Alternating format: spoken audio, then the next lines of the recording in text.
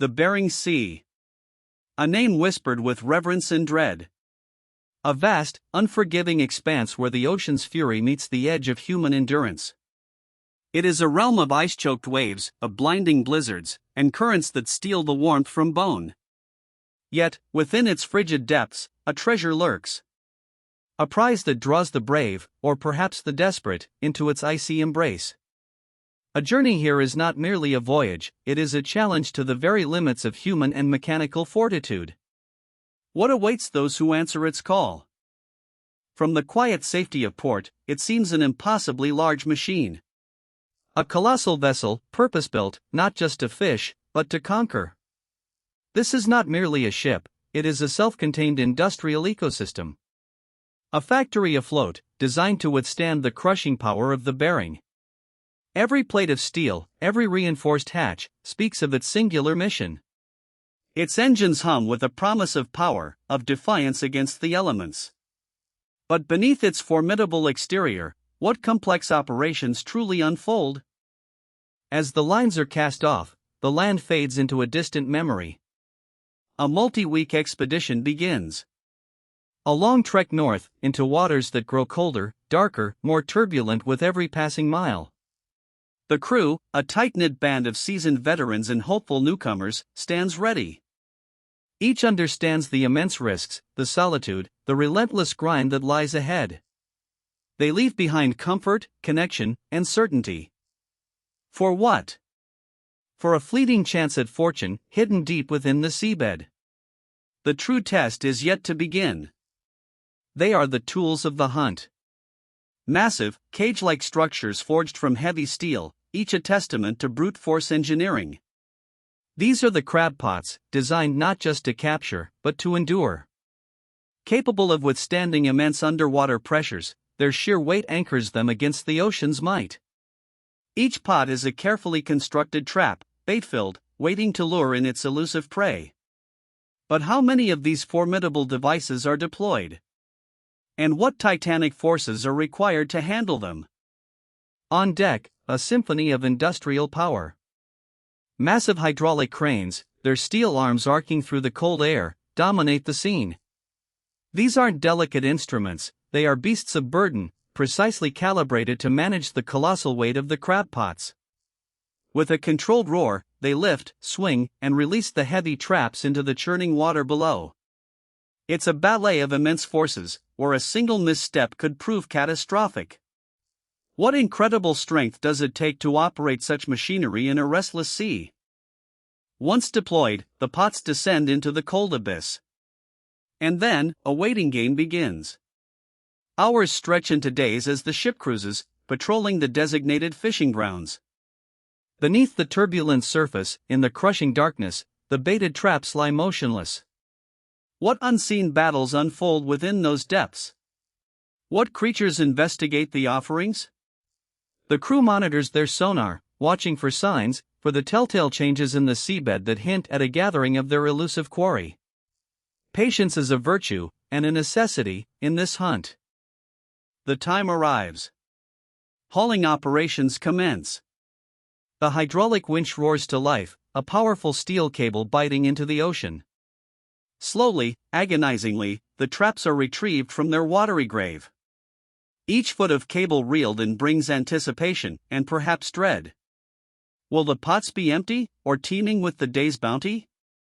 As the pot breaks the surface, shrouded in mist and spray, the moment of truth is revealed. What secrets does the ocean yield? And what does it demand in return for its treasures? Suddenly, a flurry of activity. The pot lands on deck, a chaotic cascade of legs and claws. Inside, they are revealed, the mighty king crabs.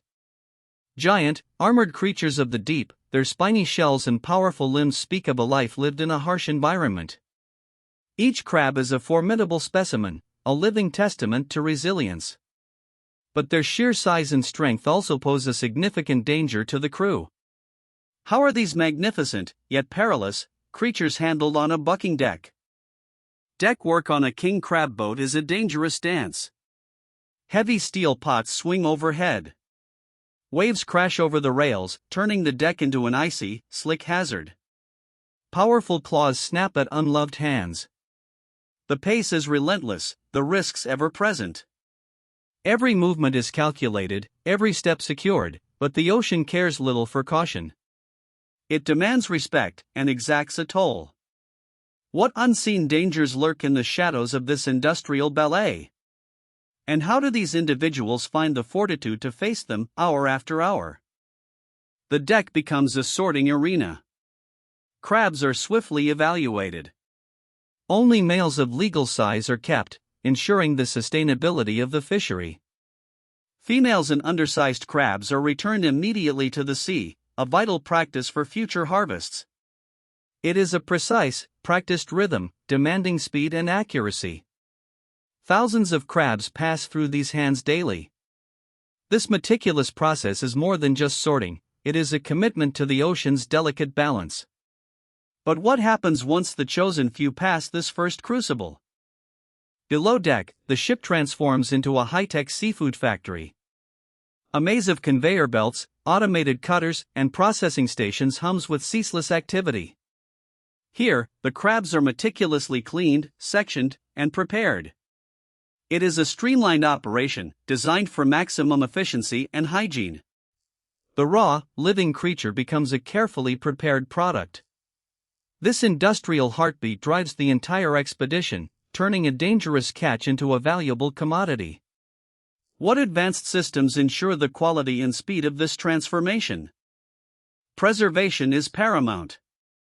Within minutes of processing, the crab sections move into blast freezers. Temperatures plunge, locking in freshness and flavor. This rapid freezing process is critical, ensuring the quality of the delicate meat for consumers worldwide. Rows upon rows of packaged crab are then moved into vast freezer holds, where they will remain at sub-zero temperatures for the duration of the voyage. The ship holds a fortune in its belly. A frozen treasure, awaiting its journey to market. But how much can this ship truly hold? The true heart of this floating factory lies deep within its hull, the engine room. A deafening symphony of roaring engines, spinning turbines, and complex machinery. This is where the power originates, driving not only the ship's propulsion but every hydraulic crane, every processing line, every light. Without this relentless mechanical pulse, the entire operation grinds to a halt. It is a testament to raw engineering, tirelessly maintained by a dedicated crew. What happens when the Bering's Fury tests these vital systems? The serene moments are fleeting. The Bering Sea has a temper. Storms descend with terrifying speed, transforming the ocean into a chaotic maelstrom. Waves become mountains, winds howl with primal force, and the ship, a titan though it is, becomes a mere toy tossed by unseen hands. Work on deck becomes impossible, every movement a fight for survival. Hulls groan, equipment strains, and the crew braces for impact. How does one endure, let alone operate, when nature unleashes its full, terrifying power? Amidst the relentless grind, there are moments of respite. Brief, cherished hours spent in cramped but warm sleeping quarters, or sharing a meal in the galley. These small pockets of normalcy are vital. Here, away from the spray and the roar of machinery, the human spirit recharges.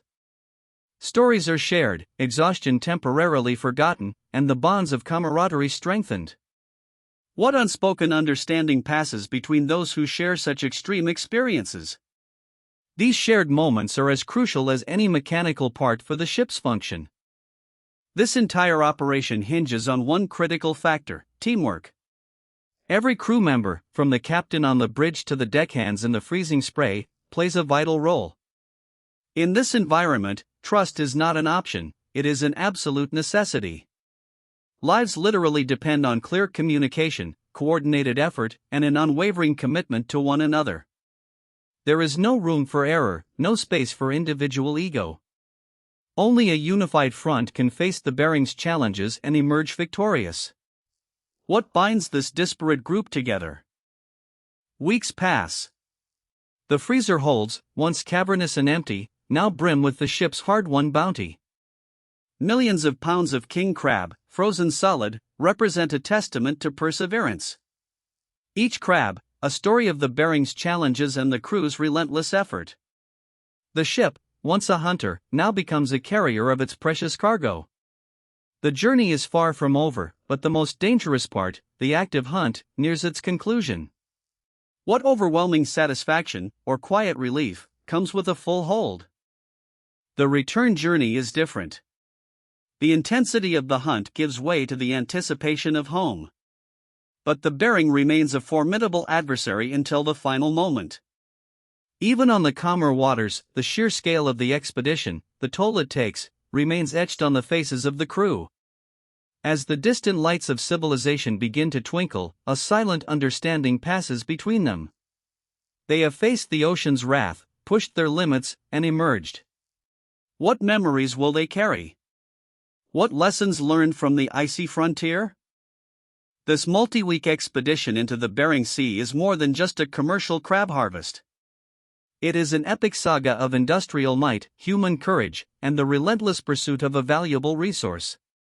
It reveals the immense forces required to tame a wild ocean, the incredible machinery that enables it, and the unwavering spirit of the men and women who dare to work here. The cost is high: isolation, danger, the constant fight against nature. But the reward, both financial and personal, for conquering the Bering, is profound. A testament to human tenacity, etched in steel and ice.